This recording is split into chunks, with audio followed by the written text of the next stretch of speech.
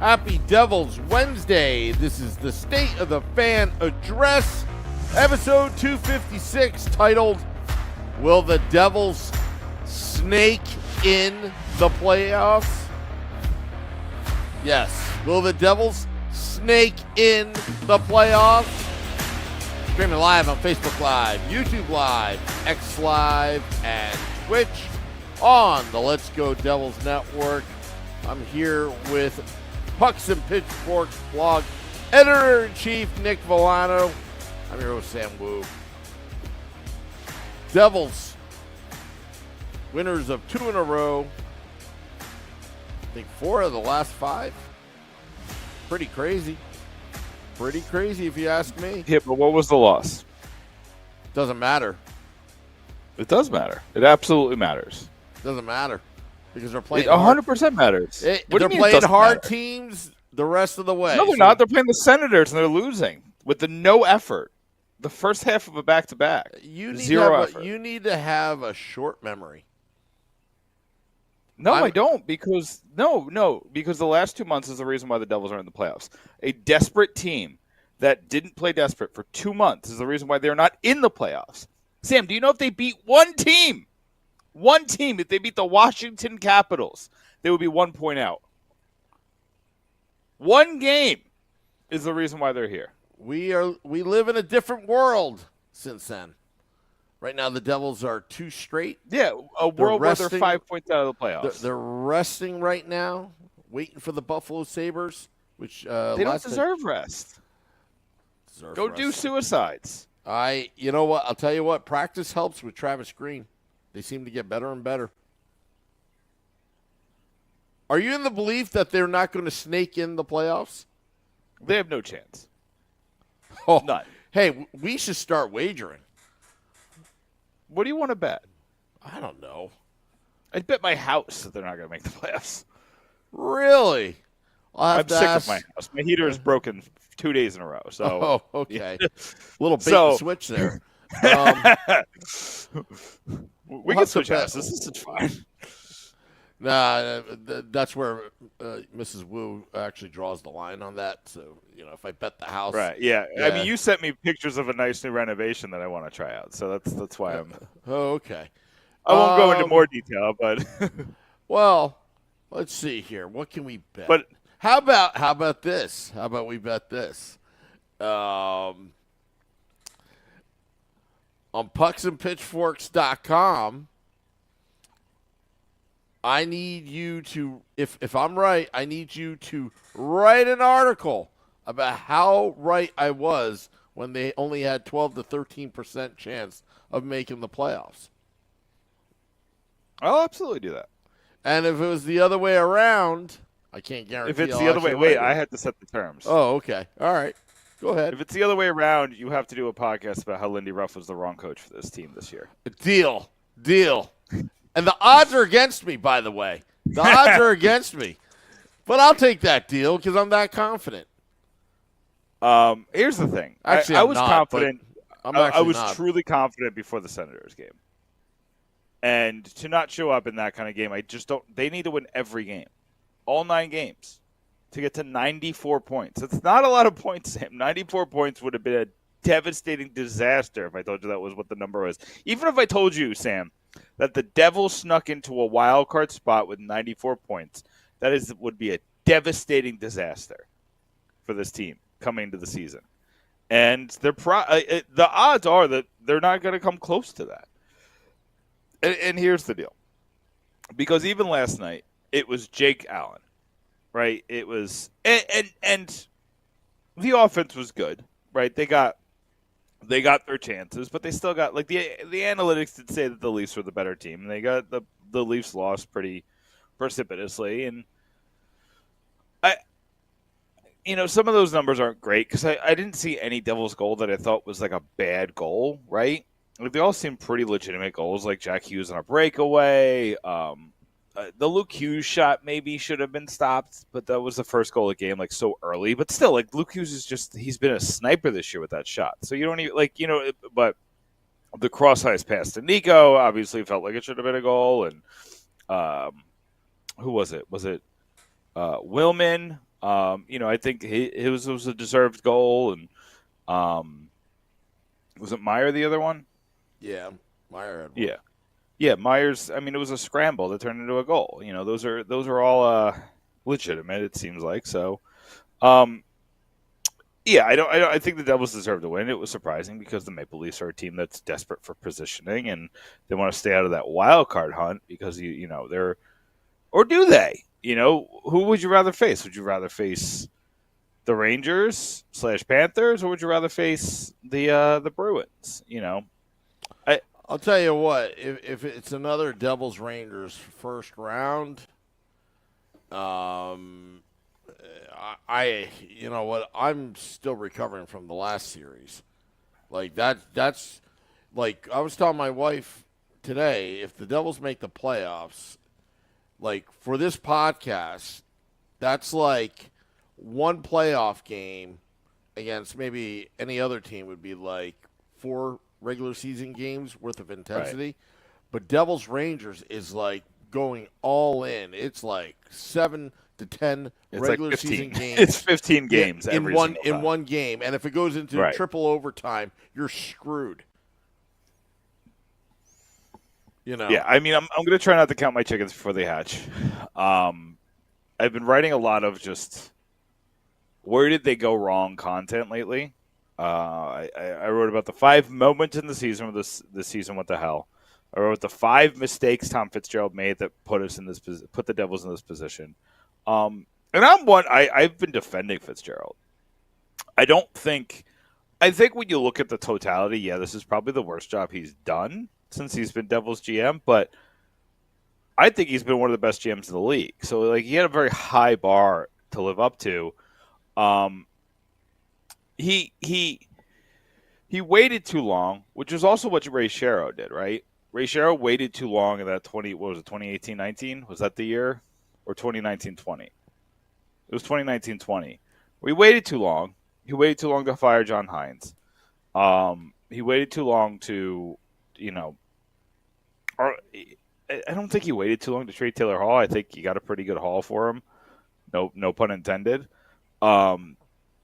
He waited too long on a couple. It's mostly the Hines thing that really like sunk the season because Hines came in there it was a completely different situation, right? Hines was coming off a season where he was a massive disappointment, right? The Devils make the playoffs in 2018. They come into 2018-19. Hall gets hurt, so yeah, like you got that to deal with. But I think what I'm trying to say is I don't think Fitzgerald did as bad a job as people are trying to make it out to be. Because I didn't want him to pay that price for the goalie. I didn't want him to pay the desperation price, right? Like it's like how important is getting into the tournament? How important is getting into the tournament? Is it worth it to give up Mercer for Markstrom to get into the tournament this year? And then not know what the outcome's going to be? Like, you could lose in the first round of the Rangers, which is even worse than missing the playoffs, in my opinion. Would you agree?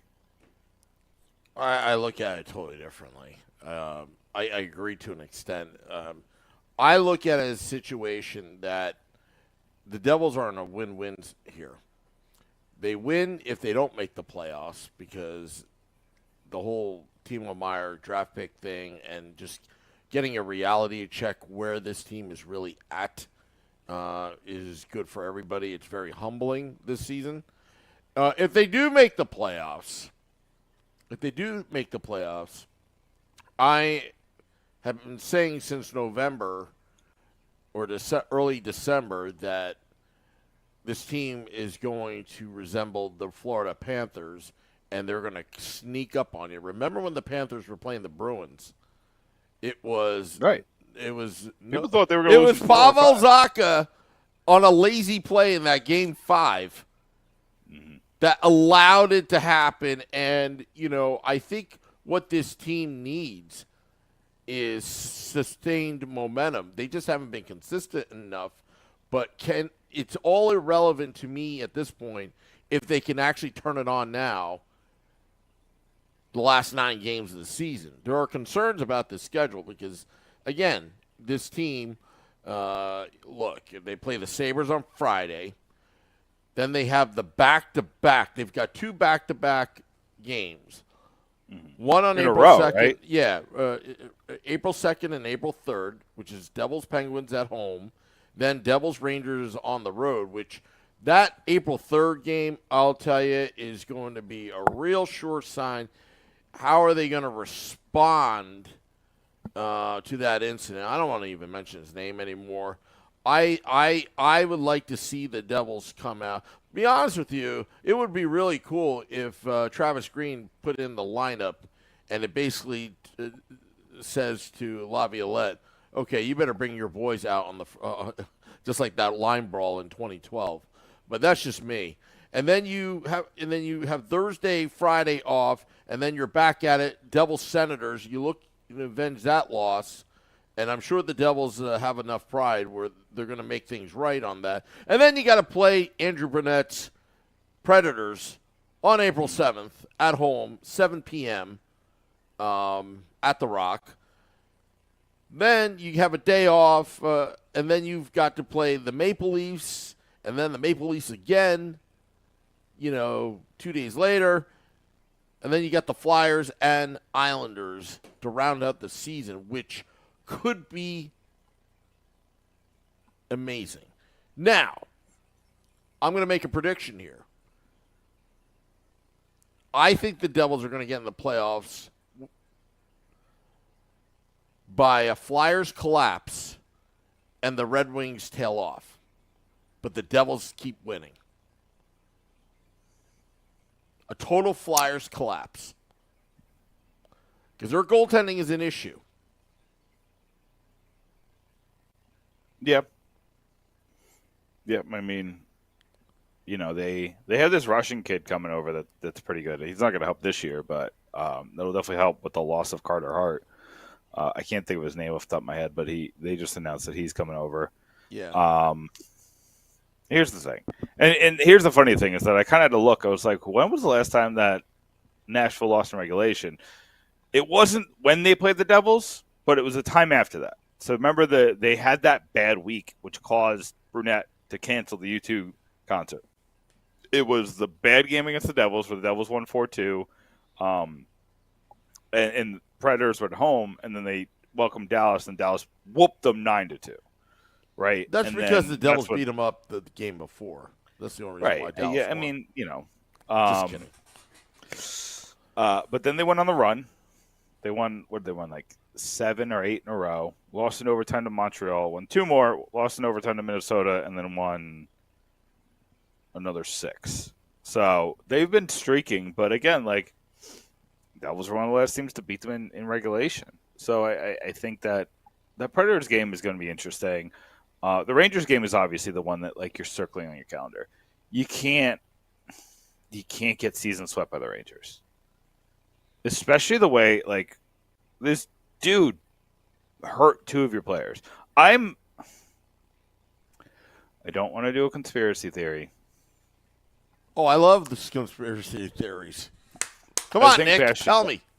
I think Bastian got hurt by Rempe, and they let him back out there and realized it was a mistake. Yeah. He didn't look right after the hit. Yeah. Especially the picture that Rempe signed, allegedly. I'm just like, how are we going to pretend this guy's a good guy? Whatever. I'm not doing another Rempe podcast. He does not deserve my time or my energy or any of yours out there. I wrote an article. It was the biggest article of the month because Idiot Rangers fans read it. Thank you. I will take your money. Thank you. But I'm moving on. But that Rangers game is the biggest one. You can't get season swept. This is more than Rempe, the Devils Rangers. It's more than the rivalry. It's not. It's more than the rivalry. It's how you respond. That's where again. It's. I know, but do you expect a lot out of Rangers fans? Like, not even trying to be like that. Do you after all these years, like they've always been. Why are we talking about Ranger fans? I'm talking about the New Jersey Devils. How they respond as a team. Yeah, no. I don't care about the Ranger fans. Heck, I hope after the game, they all trip and fall and crack their heads open. I can care less about them. except for Billy Dean because he's the only, he's the only. There are reasonable plenty one. of staying Rangers fans. I know a lot of very level-headed Rangers fans. I have friends who are Rangers fans. Like, it is what it is, but yeah. The ones I'm not friends with suck. Yeah. No, what I mean? I want the ones on social media who are hiding behind because advantage etiquette suck. Yeah. What I want is a response from the Devils. Forget about Rempe, okay? Yeah. Forget about Laviolette. Forget about all that. I want this Devils-Rangers game to be more about they dictate what goes on the ice, not some clown. Forget about Rempe. Yeah. Like, I want the Devils not only to score goals, but I like to see them to get chippy on Lafreniere, whoever. Like, we're not going to take it anymore because this team has been labeled as too soft at times, even by me. I think this team looks for perfection when perfection is not needed. The ESPN announcer yesterday, she made a great point. Just like they pass too much. They get too cute with the puck. She said it about 3 times, and she's absolutely right. I'm still a little upset with her, though. Why are you upset with her? Because she brought up the trap. She said the trap. Like, those trap Devils won those 3 Stanley Cups, and I'm sick of that. Like, ESPN needs to get a new shtick. They won 1 Stanley Cup with the trap. Please stop talking about the trap. Well, that tells you the hockey knowledge of ESPN. So it hasn't been great. And I feel bad. And we've talked about Leah Hextall, who got a lot of hate. And then they replaced her, and it hasn't gotten better. So, do I think Hextall did a great job? No, but I'm starting to think it's the system, not the player, right?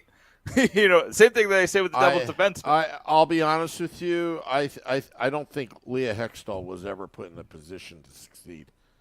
Which is what that's kind of my point, is that I think there's something up with the ESPN system that nobody sounds good. Like, John Butchergross doesn't sound good. Steve Levy doesn't sound good. Even if, Leah, I know a lot of fans don't like her, but if people really knew how hard she works and attention to details and all that kind of stuff, I just don't think she got a fair shake at all. She's been fine where she's at. Then between the boards, she's been doing good. Oh, yeah, it's pretty good. But, yeah, I don't think these ESPN announcers feel comfortable in the booth for whatever reason. Like, there's something missing. That's why I wanted Clement and Thorne back for at least 2 years. They're in their mid-70s now or early 70s right now. Just that, to get that back for at least a couple of years as ESPN. Like, right now, first off, I even said this yesterday on the Devils After Dark. Sean McDonough is just dead to me. Like, I can't stand that guy. I can't stand him. He's a know-it-all. He comes off as arrogant. I don't mind Parm at all, Ray Ferraro, but Sean, ESPN. Hate to say it, a little disappointed. It was cool, like, hey, we're back on ESPN. Hey, we got, whatever. But I'm just a little. Because when you hear the TNT broadcast, it's like night and day. Right. TNT does such a great job. TNT is professionalism. ESPN is like college radio. Can I tell you what the ESPN is doing? I know exactly what they're doing because I've been in those conversations. They storytelling in their play-by-play. It sounds like a baseball broadcast, and it doesn't fit. Is that what they're doing? Is that their intention? If they want to, because you notice that they go in with 6 or 7 topics and they just ring. And last night they went in with 5 of the 6 topics being Maple Leafs topics. They kept turning the conversation to the Maple Leafs. If the Devils did good, it's actually that the Maple Leafs are doing this incorrectly. Yeah. If they're giving up too many chances, it's like, oh, but look at how many chances they're getting on Allen. Right, and then they never really made the story about Allen because it's not a good story to tell. Like, I don't think people outside in the national lexicon care about Jake Allen. You know what I mean? Like, we care about Jake Allen because he's been fantastic, but the national lexicon cares about Jack Hughes. What's Jack Hughes look like in the last 10 games? Right, and I'll tell you, A lot of people have been worried about Jack Hughes. He has 11 points those last 10 games. Like he's been fine. I'm worried he doesn't have 30. I'm just kidding. No, you're making you're making a good point, and I want to bring up this topic because I've been noticing it because we got trolled by these Ranger fans, so now I actually read some of the stuff in their Facebook groups, and again, this is not about the Rangers; it's about broadcasting. A lot of them hate Sam Rosen and Micheletti. Now, as a Devils fan, I can't stand them. But if you've ever heard Sam Rosen on Westwood One Radio doing Stanley Cup Finals, he's like the best of the best. You know, right. when he's in the neutral, when he's playing the role as the neutral play-by-play guy, not for MSG or the Rangers or whatever, he is very good. But a lot of the Ranger fans were complaining. I don't listen to a lot of Rangers radio. If I'm listening on the radio, listen. This is what I found interesting because you mentioned about the storytelling on ESPN, but a lot of Ranger fans were not happy with Micheletti and Rosen because they want inside sources during the broadcast, like any small details about what's going on behind the scenes with the team or any of those topics. They're just more play-by-play and stick with on the ice, but anything outside the ice they don't talk about. I just wanted to see what do you consider a broadcaster? I think Doc Emmerich is probably really he does the storytelling when it's appropriate. Mm-hmm. He does the play-by-play, what's on the ice when it's appropriate, and then he's got his docisms, and then he's got some interesting facts which he used to rely on certain people to get those facts, about the game. That's very yeah. I mean, you're comparing to the best of all time, like literally the best broadcaster of any. Like, I'd put him up with Roselle or Costas or whoever. I'd say best of the best. Doc Emmerich. He had the voice, he had the personality, he had the cadence, he had the storytelling.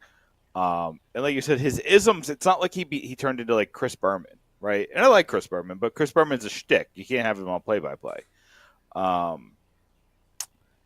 So anyway, I think I'm willing to give ESPN the benefit of the doubt that they'll figure it out because there's been a lot of backlash this year. But here's the problem, Sam, is that people just want to watch hockey again. Like people are really excited to watch hockey again, and they're building new fans with this ESPN broadcast. So they have the numbers to say we're doing something right? And they're just going to say these are just internet trolls. These are just diehards that are going to watch anyway. And I don't know if they're wrong, right? I'm not going to not watch it because it's on ESPN. I might turn on the radio and listen to it, but I'm still going to watch the game. So I find myself synchronizing because obviously we do. I do a lot of tech. I synchronize Matt and Chico with sometimes with the actual broadcast, whether it's with Danico and Spalding. No offense to them, but sometimes I want to get a different perspective, on the game. A lot of times when we're setting up, I have no chance to watch the game, but I can listen to Matt and Chico. So I can multitask. But, getting back to, I mean, you had a bone to pick with the ESPN announcers. But, yeah, Steve Levy doesn't sound comfortable on air. He's done Monday Night Football. But I'm wondering are they doing it on monitors or are they actually at the venue? That's what I want to know. Are they really? Unless they have a green screen that shows the arena, that would be bizarre. To have a green screen make it look like they're in a booth. I don't know. That would be bizarre. That would be bizarre. Oh, it would be. But COVID changed everything. It's called budgets and how to cut corners. I understand, but that's just weird because you have to bring you have to still have a shot of the stadium. So you're still bringing equipment there. You're just not bringing another person. Well, no. Time out here. What you do, because here's the trick, is you outsource it to the local people, and they give you what they have Right. and you work with it, right? So that's how We've done that before. Yeah. It's like, you don't, I mean, number one, it's in Canada, so it's expensive, international, and then shipping equipment over the border. Trust me, I get stopped every single time with my equipment on the border. Although I wonder if my global pass entry will help me out. I think it did with Alaska when I went through Vancouver. Yeah, when I went through Vancouver. I need to. I'm like scheduled for the interview for that in a couple weeks, so hopefully, I don't say anything silly and I get that and make my life a little bit easier. But anyway, so I want to get back to the Devils because we just went on a tangent around ESPN. Can I ask you something? Are you worried at all about this goalie tandem being too good? What, Allen and Allen? No, I'm not worried. I've seen some of the comments about it, I'm not worried at all because why would I worry about success? I mean, it's the same thing with, remember Tommy DeVito? He won a few games and all that, and a lot of Giant fans were just like, he cost us a couple draft picks. But I think winning culture, a consistent winning culture instead of tanking, is more important than, as long as you're not overvaluating Jake Allen and Kakkonen, it's all about the evaluation. I think hockey is a little different than football, though, because I don't think anyone on the Giants is going to remember those Tommy DeVito wins this year. It's going to feel like a million years ago, and it's going to have no impact on it. But I have seen hockey teams say, like, the hot streak we got on last year is turned into this year. Like you mentioned Florida earlier. Obviously, Florida's a little different because they made the playoffs and then they went on that run, and now they're one of the best teams in the league. I wrote about this. I wrote about Florida. I'm going to change the subject a little bit because we're kind of going all over the place. It's 9:00. I want to get to this because it kind of is up your alley, but I'm worried it's going to beget mistakes. Did you see the article, the interview that Pierre LeBrun did with Tom Fitzgerald this week? I read bits and pieces of it. Bits and pieces. Yeah. So you saw the main point. The main point was that they need toughness, they need grit, yada, yada, yada, right? Yeah. Okay. I'm worried about that statement. Because I've seen GMs go into... Sorry. I've seen GMs make that mistake. And I wrote about it. Look at Toronto. And it was kind of funny because I wrote about it. I was like, they went on this grit and toughness spending spree this year. Where they brought in Ryan Reeves, brought in Tyler Bertuzzi, and they brought in Max Domi. Now, on paper, Max Domi and Tyler Bertuzzi are good signings. I like both of those players in a vacuum, but they did not work here in Toronto. And Domi's been better as of late, but the first 4 months they were all awful.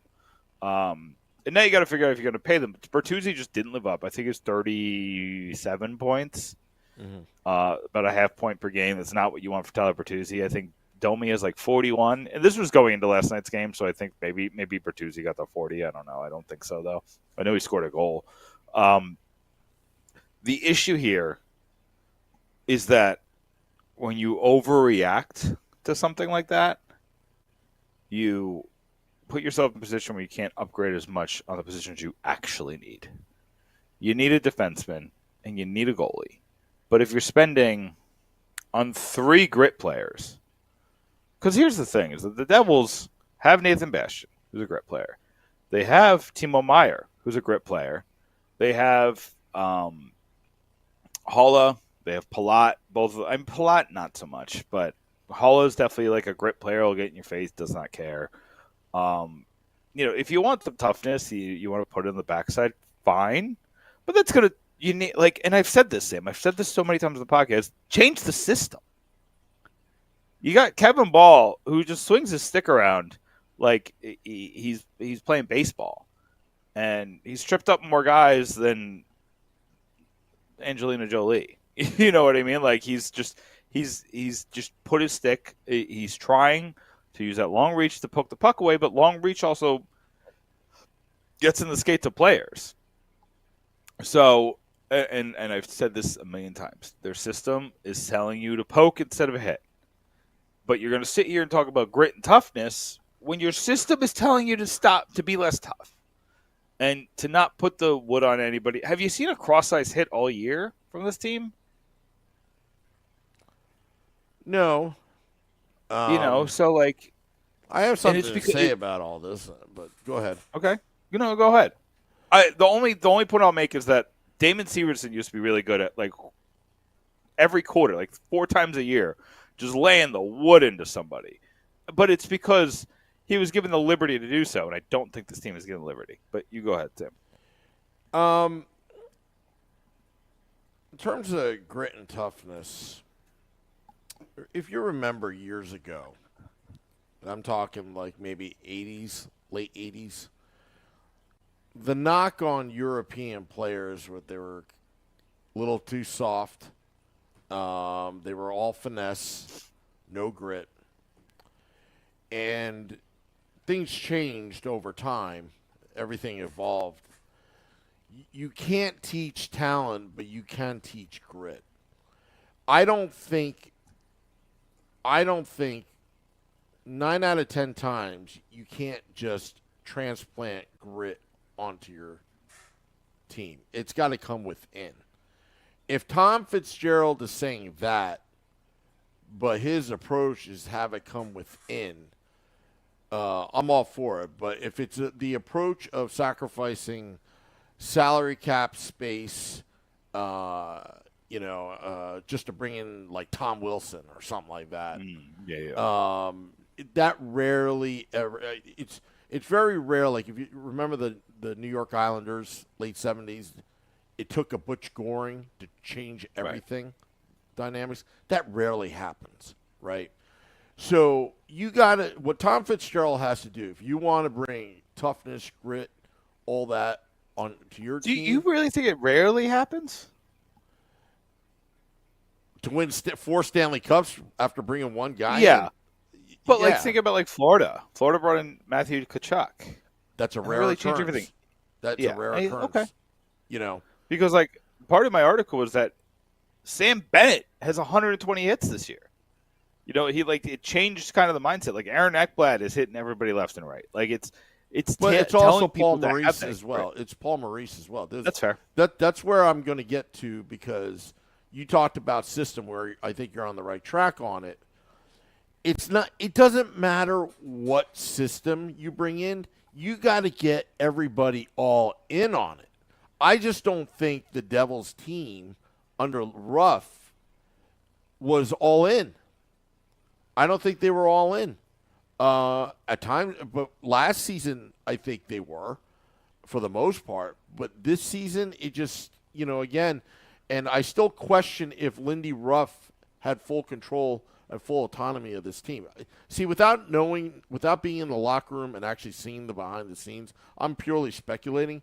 But on the topic about bringing grit and toughness to your team, Tom Fitzgerald's got to look at the pillars, is what he says on this team. You've got Jack Hughes. You've got Nico Hischier. You've got Jesper Bratt. You've got Timo Meier. On defense, long-term right now, it's going to be Dougie Hamilton. He's not here, but Luke Hughes and Nemitz is going to be here for a while. Right? Is that fair to say? Yeah, I mean, do you consider Marino and Siegenthaler there? Because they got long-term contracts. Well, I'm talking I'm talking 5 years or more long term. I think Siegenthaler signed through 28. I'll look it up, but he signed a really long contract. I think he signed like 6 years, right? Yeah, am I crazy? I don't consider him a pillar on defense, believe it or not. I really don't. Right, because you eventually want him to be on your third line, right? Like he's doing a good job defensively right now, but you eventually want him to be the third line guy. He is signed through. Sorry, he's like. But that's irrelevant on my point. That's irrelevant on my point. The point I'm trying to make is, right now, in the month of March, guess who stepped it up? Timo Meier. You want to talk about toughness and grit? he stepped it up. It's got to come within. That did not come from an outside, personnel. Although the coaches did change. Was Travis Green one of those coaches that motivated and let Timo Meyer, be Timo Meyer right now?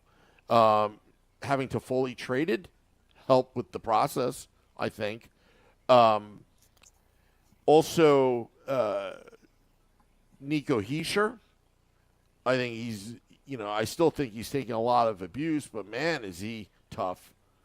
He is tough. He may not be the one to drop the gloves, but he is tough. Jesper Bratt, Jack Hughes, they have to lead by example before the entire team does. And again, it doesn't matter what system, Nick.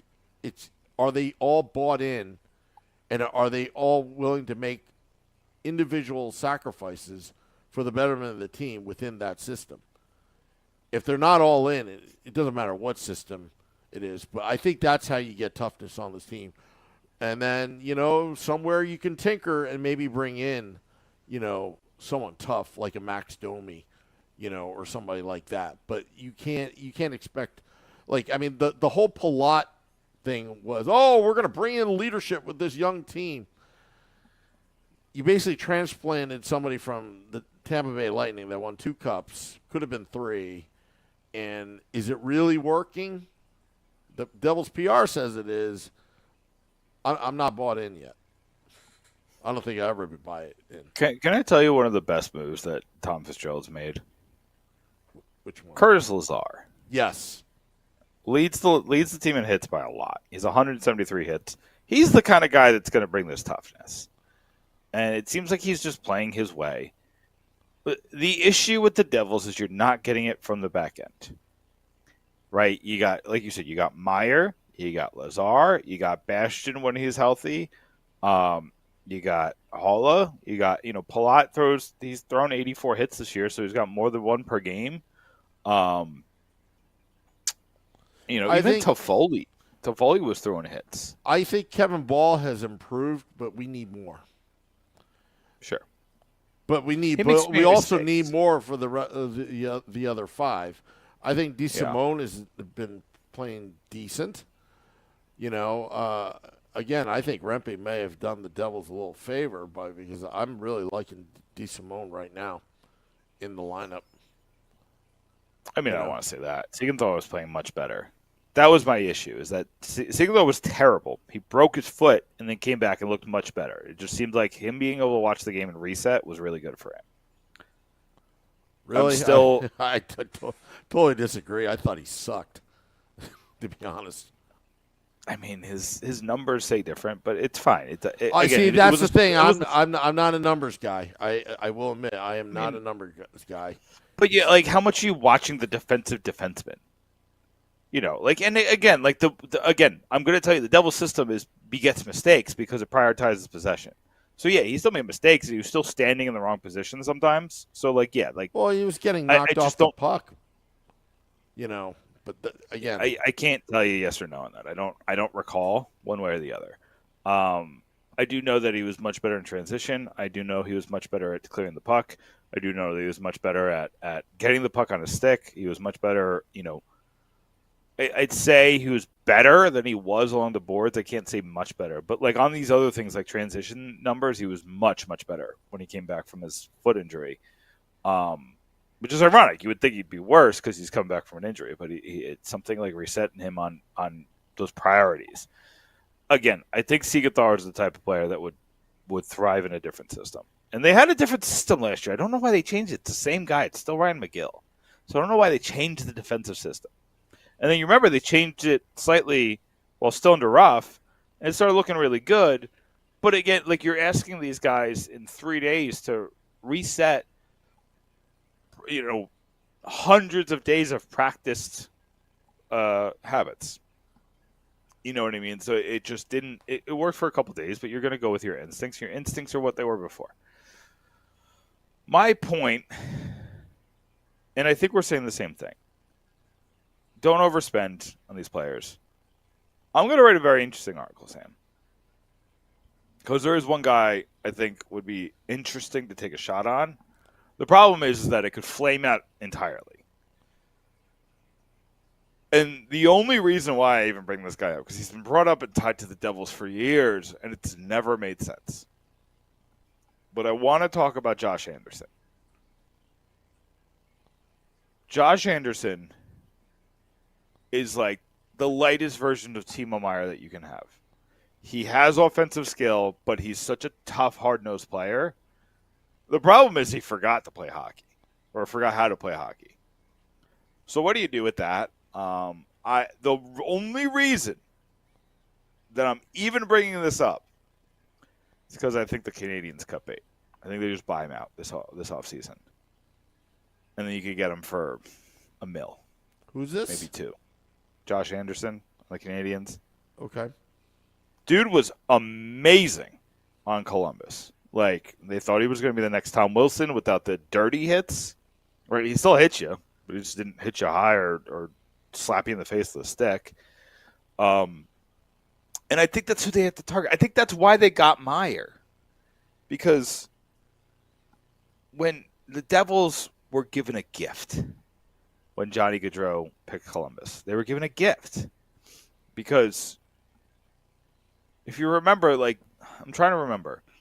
So when Johnny Gaudreau spurned the Devils, Jesper Brett had that one good season, right? Not 2. He had one really good season. So you're looking at it like, am I going to lock myself in to small, fast, but not one-dimensional, but, like, do the same thing players? Hughes, Bratt, a little Heischer. I think Heischer's a little tougher than we give him credit for. He doesn't hit a lot, but he definitely gets into those hard areas, which is why he's usually a Selke nominee. He's not going to be this year, but he's going to be for years moving forward. I'm looking at it. I'm like, maybe Josh Anderson can just be that big body who has a bounce back. You're not going to commit to him, right? You're going to give him like 1 year. If it doesn't work, then you put him on the bench. You put him in the owner's box. It is what it is.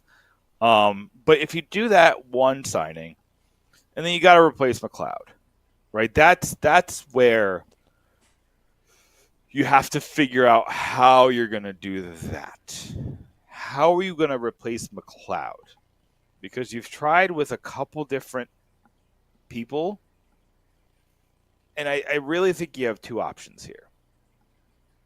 You either get a big-time center. I don't know if you have the money to do that, but let's say you get a big-time center. You put him in the top 9, and you move Holla down to take that spot long-term because he wins face-offs. He's tough-nosed. He's not as tough as McLeod was, and obviously McLeod's not here because he did a despicable thing, and he's probably done with the league. I just felt like I just had to say that. But you've tried it with Lazar, and it didn't really work. So I think that so either do that. Either you get a guy that's going to push Holla down to the 4th line, or you got to get a guy to replace McLeod. And I think that's probably the better answer is to get a guy to replace McLeod. I don't know who that is. McLeod had such a unique skill set as far as a guy with elite talent that never found it, right, to become an elite player, but had a coaching staff that was like, you have elite talent. It's not turning into elite play. So let's find what you're good at, like what you know you're good at, and let's put you in this box. And he was the best at that box, the best face-off man in the NHL. He at times looked like the best. He was at times the reason why the Devils were winning earlier this season. Mm-hmm. And you need a guy like that who, like, it's like what Mercer looked like last year at times. You're missing that element now, and they need it back. You need a bottom 6 guy who could go psycho mode, and they just don't have it now that Mercer's not doing that. And then Holtz isn't like, that's not the type of player he is, right? He's gonna get in a good area and score, but he's not gonna go psycho mode, right, and take over a game. He's just gonna be in good position. You're not, and Mercer was like that, like I said last year, but he's just not. Something didn't happen. I'm hoping it's just a sophomore slump, hit a rookie wall really late, something.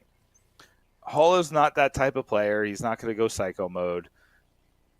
Lazar has a ceiling, and it's not that high, and I think he hit it a couple times this season. So I don't know what you do there, right? And those players, the problem is they tend to be expensive. Centers tend to get overpaid, and the ones who have that psycho mode in them, because teams prioritize that when it comes playoff time, I'm afraid you're going to have to overpay for it. So you kind of have to find like a diamond in the rough, maybe like a Casey Middlestat before, you got to hope that you get him the year before he goes off and turns into a really good player. You got to go after like these prospects who had a high pedigree but haven't been able to flip it with their new team. I think you got to take a risk on one of those. I'm going to write an article about this because this sounds interesting to me just talking about it. But I think that you got to find it.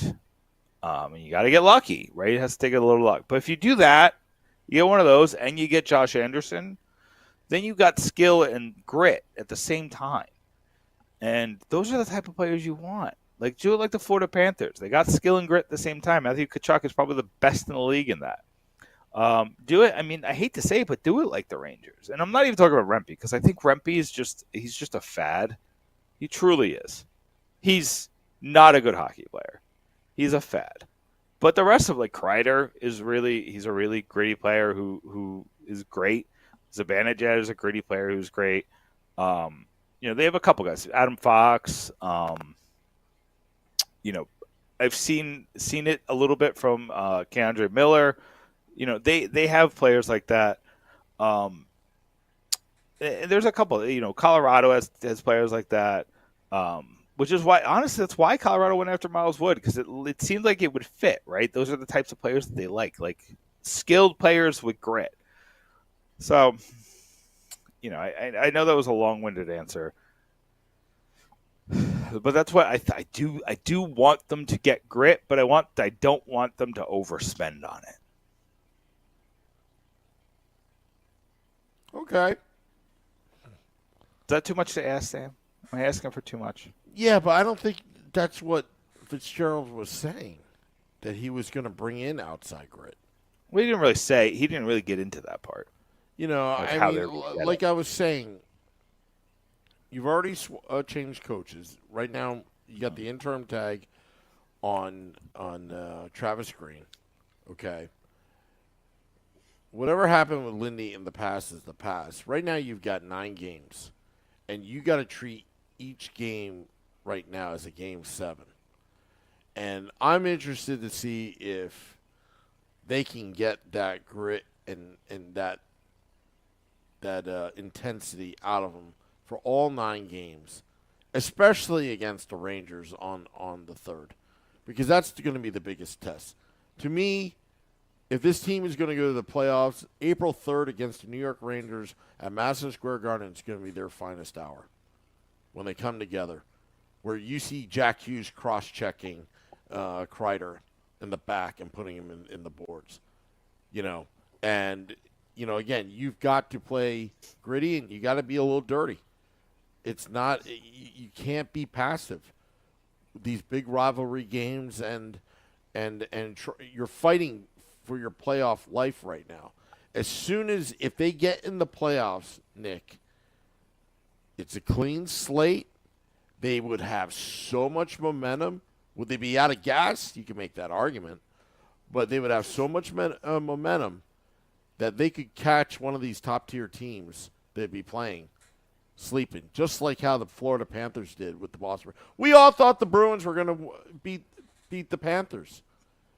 Right. And it was one nonchalant play by Pavel Zacha, and it swung the other way.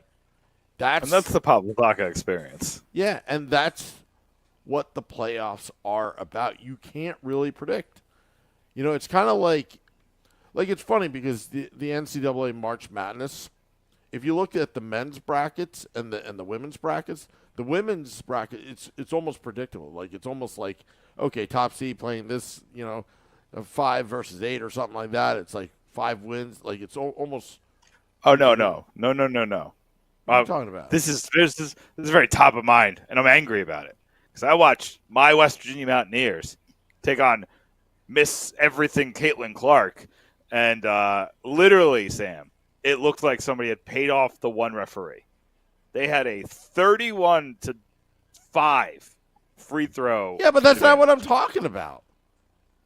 Well, you're saying that like the 1 seed like is usually dominant over an 8 seed. No, No, maybe I misspoke. Is usually winning the bracket because it's all about prediction. Like if I predicted a women's NCAA in today, right now, I could probably get about 99% right.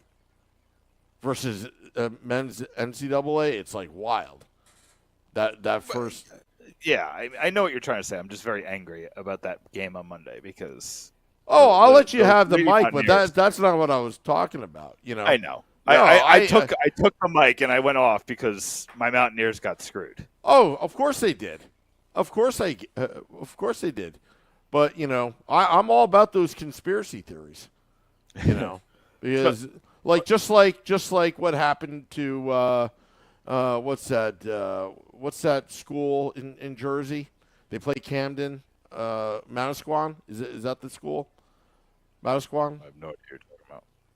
Where they hit the last second the shot. basketball game. Yeah, I remember Camden. I don't think it was Manasquan.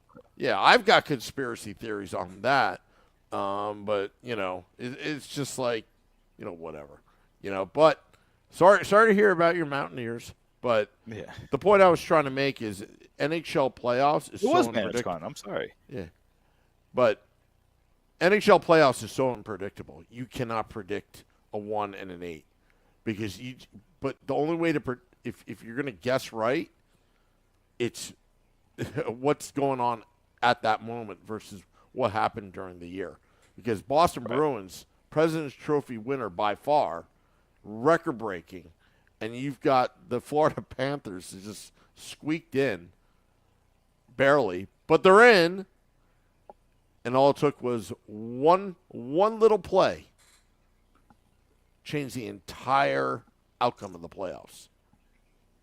And I'll tell you this, the only thing that's really going against that point is the teams who are going to get number 1 seeds.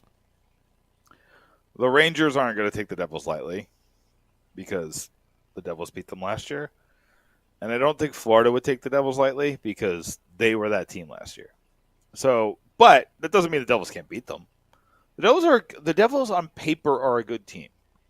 So if they make the playoffs, that means they went on a run and finally lived up to what they've been trying to do this whole time.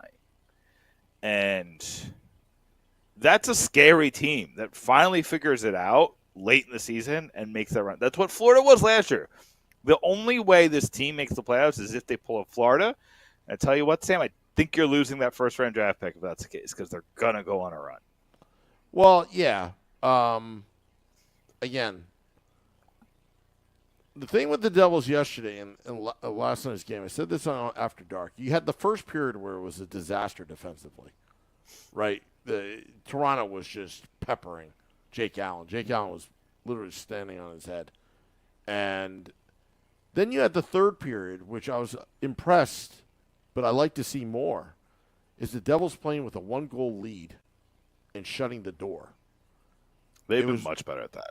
Yeah, and their penalty kill has been much, much better. Where it's to the point right now where, look, if Ball cross-checks some guy from behind, that's messing with Allen, I'll take that penalty, knowing that the penalty kill will bail him out.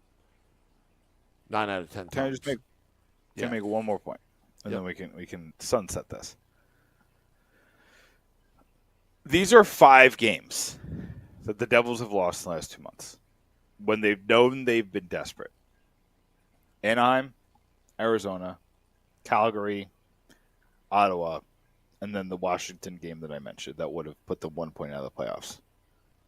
On top of like the normal games they've lost those 5 games. Again, 4 of them, I think Washington's bad, but let's just say 4 of them, worst teams in the league. The worst teams in the league.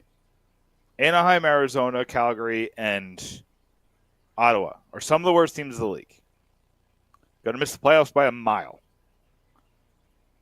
If you win 2 of those games, Sam, you're 1 point out of the playoffs. I get it. If you beat Anaheim and Arizona, you're 1 point out of the playoffs. I get it.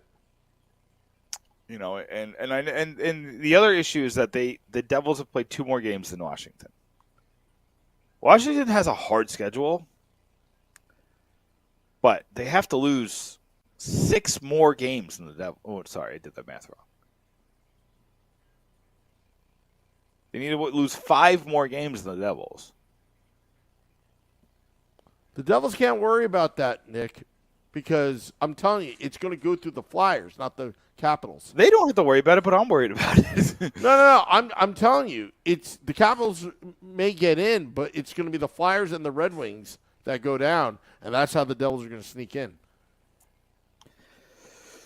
Flyers have to lose a lot of games too. I think it's the same thing. I think it's about 5. Probably to lose 5 more games than the Devils, and they could. Right now, the Devils, at the moment, the Devils have goaltending, right? They got Jack Hughes now scoring. They got a hot Timo Meier, right? If they can just play Brad's playing better. Yeah, if they can play consistently on defense. It was the first period last night and the third period.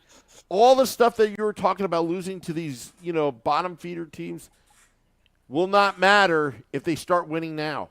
But they can't lose too many games down the stretch. If they're going to lose a game, they're probably going to lose to the Predators, if anything.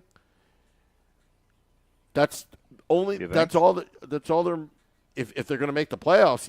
I think the one mulligan they have is the Predators, because it's the second half of a back-to-back. And it's the Predators. Yeah, that Rangers game is the one that I think is the hardest in the schedule. It's the hardest, but it's winnable. Yeah, I mean, Sam, I still think this team is good. But if they beat the Rangers, do you know how much momentum that they would have? They would be on what? They would be on a 4-game heater at that point, right? With a couple days off, and then they got. Do they have that back-to-back weekend? Is that the one? They got the Senators and the Predators, right? With travel day in between. Yeah. So they got to go into Madison Square Garden fighting for every inch. If they need to slew foot, do it. If they need to do whatever it takes, you got to win that game. I'm usually very much against trying to hurt the opponent. I didn't say to hurt him. I'm saying... I mean, Slewfoot's trying to hurt him. Well... If you Slewfoot, you're trying to hurt somebody. Well, the Rangers are up 2-0 in terms of hurting players right now. Yeah, which is why I'm going to say what I'm going to say. Do what you got to do. Yeah. I'm turning a blind eye. Yeah. Because this team has been... Look, if Laviolette does it, which I am holding him responsible, I know I've been criticized by a lot of fans on it, but you know what? The coach knew what he was doing. What's it? Not our fans.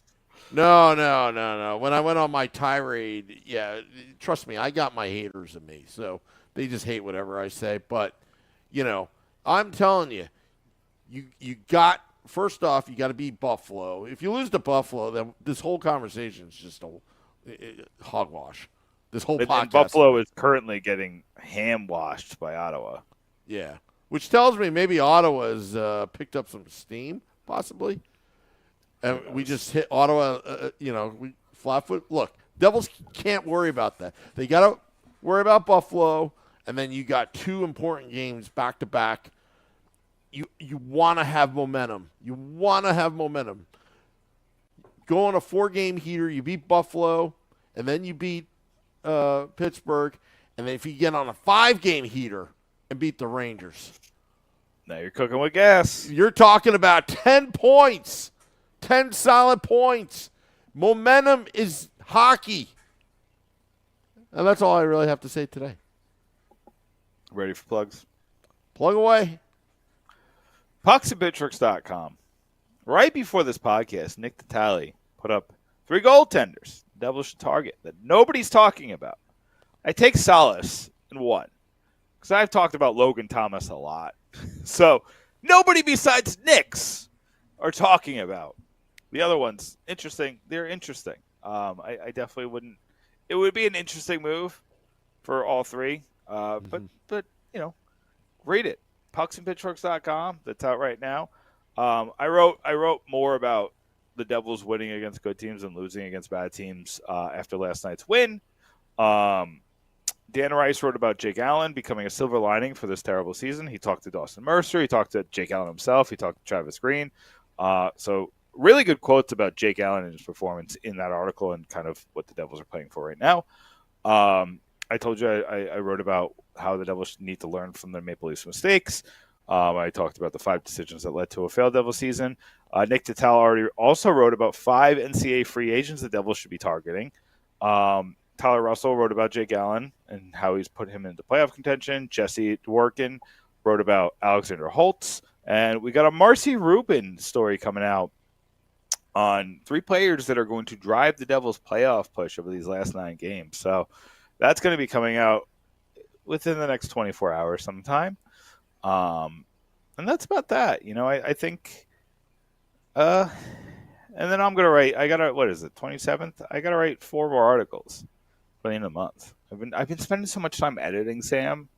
We're having a great month. We're almost at 400,000 views. So wow, we're killing it. We're killing it. We love it. We love it. We love our fans. Our fans are coming out in droves, doing really well. And I'm not trying to pat myself out on the back, but it's been a good month. And you're going to get 4 more articles from Nick Villano, so look out for those.